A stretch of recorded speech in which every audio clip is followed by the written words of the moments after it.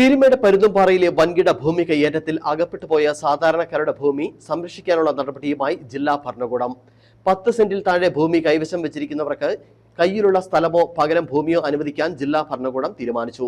വൻകിട കയ്യേറ്റക്കാർക്കെതിരെ 45 ദിവസത്തിനകം നടപടി സ്വീകരിക്കുമെന്ന് ജില്ലാ കളക്ടർ സൂചന നൽകി. പീരുമേട് പരുന്തുംപാറയിലെ സർക്കാർ ഭൂമിയിൽ കയ്യേറ്റമുണ്ടെന്ന് കണ്ടെത്തിയ മഞ്ചുമല വില്ലേജിലെ 441, പീരുമേട് വില്ലേജിലെ 534 എന്നീ സർവേ നമ്പറുകളിലുള്ള ഭൂമിയുടെ രേഖകൾ പരിശോധിക്കുന്നത് അവസാന ഘട്ടത്തിലാണ്. 2100 തണ്ടപ്പേരുകളിലാണ് ഇവിടെ ഭൂമി കൈവശം വെച്ചിരിക്കുന്നത്. ഇതിൽ 645 എണ്ണം 10 സെന്റ് താഴെയുള്ളതാണ്.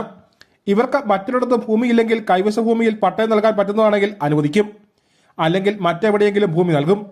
25 പേരുടെ കൈവശം 5 ഏക്കറിൽ കൂടുതൽ ഭൂമിക്ക് പട്ടയമുണ്ട്. സാധാരണഗതിയിൽ 4 ഏക്കറിൽ കൂടുതൽ ഭൂമിക്ക് സർക്കാർ പട്ടയം നൽകാറില്ല. ഇവർക്ക് കൂടുതൽ ഭൂമി എങ്ങനെ ലഭിച്ചു എന്ന് പരിശോധിക്കാൻ നിർദ്ദേശം നൽകിയിട്ടുണ്ട്.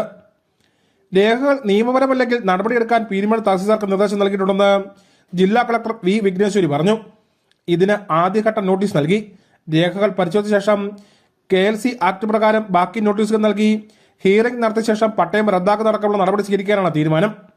10 സെന്റിനും 5 ഏക്കറിനുമിടയിൽ ഭൂമി കൈവശമുള്ള 1475 പേരുടെ രേഖകൾ പരിശോധിച്ച ശേഷം സർവേ നടത്തും.